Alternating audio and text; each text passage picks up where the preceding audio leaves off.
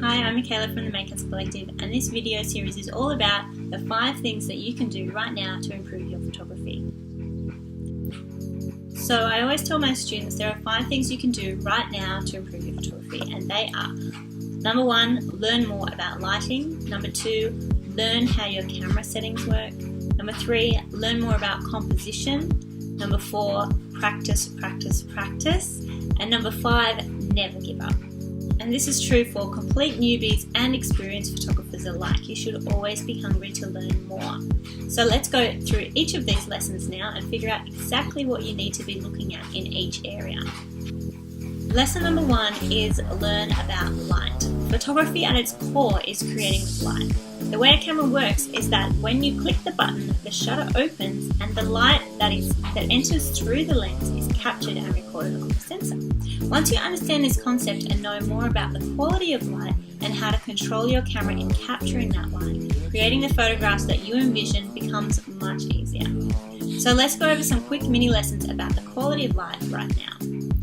First of all, there's something called broad versus narrow light. So a broad light source will cast softer shadows because the light is actually hitting your subject from all angles. This tends to fill in the shadows and generally gives more illumination to a scene. A narrow light source, on the other hand, produces really harsh shadows as the light is hitting your subject from just one angle.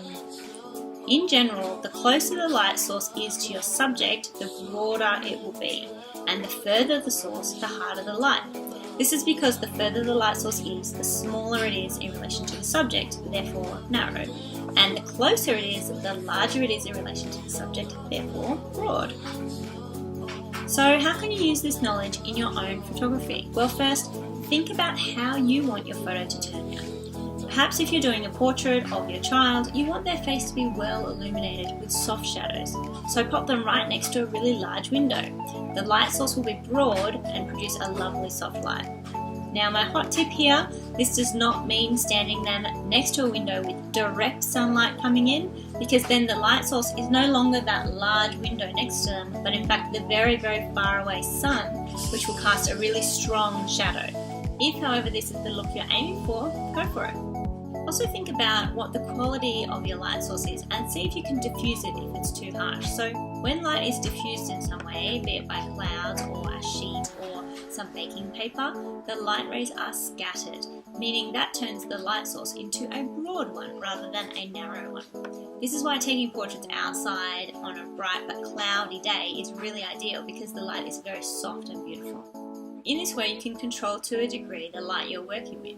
If you have no choice but to shoot outside in direct sunlight, use a white sheet or a light box to diffuse the light hitting your subject.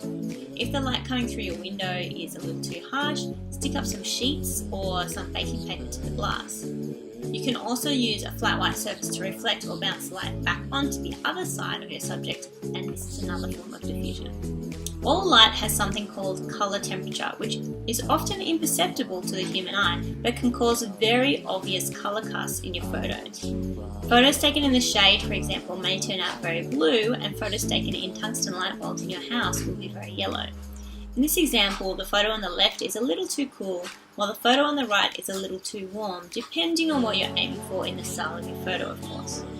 This is something to keep in mind when taking your photos. If you're shooting product photos on a white background in the shade, your images may turn out with a blue background.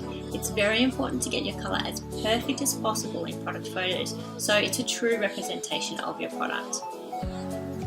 You can adjust the white balance setting in your camera to try and eliminate the color cast, which is where our second lesson comes into play.